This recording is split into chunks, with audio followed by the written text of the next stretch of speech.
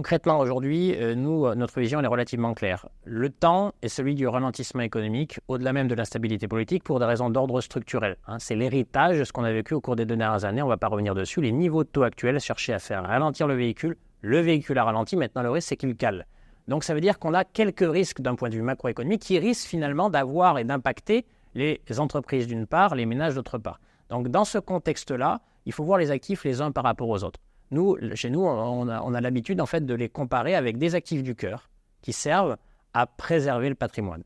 D'abord la préservation, pas de risque sur finalement le patrimoine qu'on prend. Ensuite des actifs, on va dire, la première couronne, la première classe périphérique qui vont être un peu plus risqués, mais dans lesquels on va avoir un degré de performance, une optimisation de la performance peut-être un peu plus élevée. Puis ensuite les actifs de diversification alternatifs qui, eux, pour le coup, vont bien fonctionner dans les périodes en fait très très positives. À aujourd'hui, donc il faut positionner les actifs les uns par rapport aux autres. Très clairement, aujourd'hui, l'allocation la plus adaptée à la période, c'est celle des actifs du cœur. Il faut privilégier la préservation du capital au rendement concrètement, ou à la génération de performance. Tout simplement parce que dans une phase de ralentissement, il est très difficile de savoir comment le risque va se matérialiser.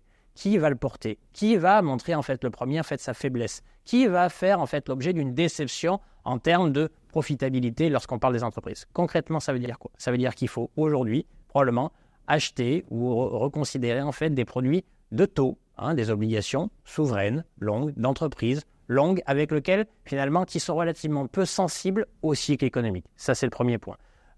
Et donc avoir un biais relativement prudent vis-à-vis des actifs risqués que constituent les actions. Alors évidemment, il faudra avoir plus de temps pour aller dans le détail, parce que toutes les actions ne se valent pas, tous les marchés ne se valent pas. Mais grosso modo, en fait, c'est l'idée, plutôt avoir des actifs resserrés autour du cœur pour assurer d'abord la préservation du patrimoine dans un contexte et dans un climat qui reste relativement anxiogène. La bonne nouvelle, c'est que les niveaux de taux risquent de baisser et vont redonner probablement un peu d'énergie à l'économie, mais ça, c'est plutôt de l'impact qui sera plutôt en 2025. Donc là, aujourd'hui, on est en juillet 2024. En juillet 2024, dans un contexte avec peu de visibilité, il faut rester grosso modo prudent. Et ce qui résonne dans ce que dit Pierre, et si on le transpose à l'immobilier, c'est que cette distinction corps satellite, finalement, en immobilier, elle s'est presque toujours traduite par un cœur qui serait les actifs bureaux prime, ce qu'on appelle prime dans le jargon, et puis de l'immobilier dit alternatif, qui était censé apporter un supplément de rendement, une poire pour la soif, mais un peu marginalement par rapport à l'actif bureau, qui était l'actif roi, liquide, etc.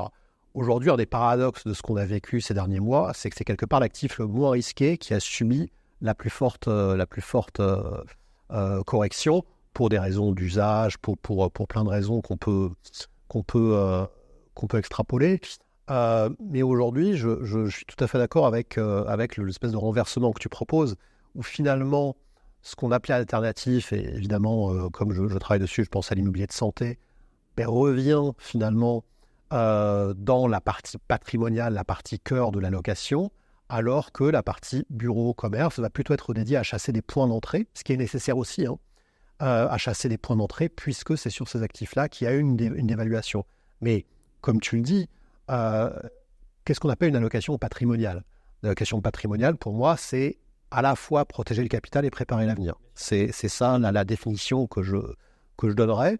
Finalement, si on prend le résidentiel, si on prend l'immobilier de santé, on voit bien que c'est ce qui a été le plus immune en termes de valeur. L'immobilier de santé, dans les études qu'on a, est la typologie immobilière qui a perdu le moins en valeur.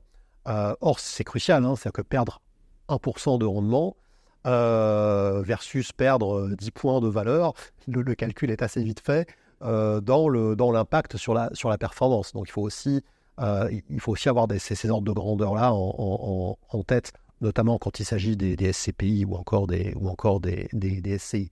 Donc, un cœur qui est orienté sur la préservation de la valeur, mais la préservation de la valeur par quoi?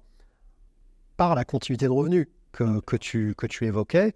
En immobilier de santé, on a des baux, moyenne de notre véhicule est de 15 ans, d'années restant à courir. Tout ça, c'est la visibilité, tout ça, c'est l'anticipation, et tout ça, c'est ce que finalement les experts vont considérer pour considérer que la valeur d'un bien, c'est la somme de ses cash flows actualisés et ça n'est pas une spéculation sur une future compression des taux. Je pense que c'est ça le renversement qui fait que finalement une partie de l'immobilier alternatif ou d'immobilier dit, je dirais, d'exploitation immobilier opéré, doit revenir un peu dans le cœur d'une allocation patrimoniale et un peu paradoxalement par rapport à ce qui était le cas auparavant, l'immobilier plus classique devient finalement quelque chose de plus spéculatif où on va plutôt aller chercher des points d'entrée à ce moment très précis je dirais de l'aube de la baisse des taux. Mais je dirais que là, pour le coup, l'immobilier, finalement, prend le même chemin que le monde des marchés financiers il y a déjà 20 ou 30 ans. C'est à juste titre, qu'est-ce qui fait qu'un actif est dans le cœur ou pas? C'est le risque de discontinuité de revenus. C'est le seul qui compte. Et donc, c'est la raison pour laquelle, à juste titre, le résidentiel, probablement l'immobilier de santé, parce que ça s'appuie sur des besoins d'ordre structurel et on sait que les flux de revenus seront forcément moins cycliques et moins associés au fait qu'il y ait de la croissance ou pas de croissance. C'est ça le sujet qui définit finalement un actif du cœur. Un actif sur lequel on a beaucoup de visibilité sur le revenu généré. Et à l'extérieur, en fait, des actifs dans lesquels on a aussi des revenus, mais qui vont être plus sensibles au cycle économique, qui vont être boostés en période favorable et qui vont être altérés en période défavorable. Ça ne veut pas dire qu'il n'en faut pas. Ça veut dire simplement qu'il faut être en capacité, et c'est le rôle du CGP de savoir quand est-ce qu'il est temps d'aller chercher du cœur, parce que finalement, les actifs autres affichent, ou en gros, le risque associé à une discontinuité de revenus devient de plus en plus élevé. C'est la période dans laquelle nous nous trouvons aujourd'hui. Donc, la question même de où se situe chaque sous-classe d'actifs sur finalement nos cercles concentriques, elle est cruciale pour construire une allocation patrimoniale qui ne sera pas valable tout le temps, qui est valable aujourd'hui au regard du besoin évidemment de son client, mais aussi au regard du contexte. Le contexte actuel légitime le fait, je le rappelle, de privilégier d'abord et avant tout les actifs du cœur. Et j'ajoute pour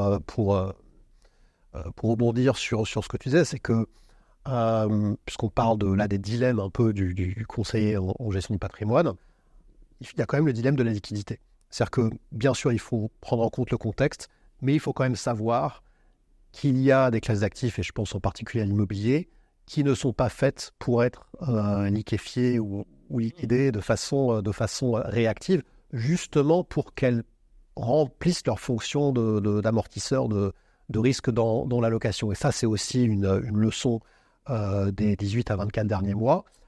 Souvent, ce qu'on disait pour justifier les rendements de cet immobilier alternatif, c'est une prime d'illiquidité, etc. En vérité, il faut considérer, si on entre dans l'immobilier, que ce n'est pas pour des raisons d'opportunité, mais que c'est vraiment pour des raisons d'allocation. Et c'est comme ça, à mon avis, qu'on peut se projeter sur le long terme et projeter son client sur l'avenir. Si j'ai compris, c'est un socle sur lequel il faut s'appuyer pour bâtir ensuite sa maison. Absolument.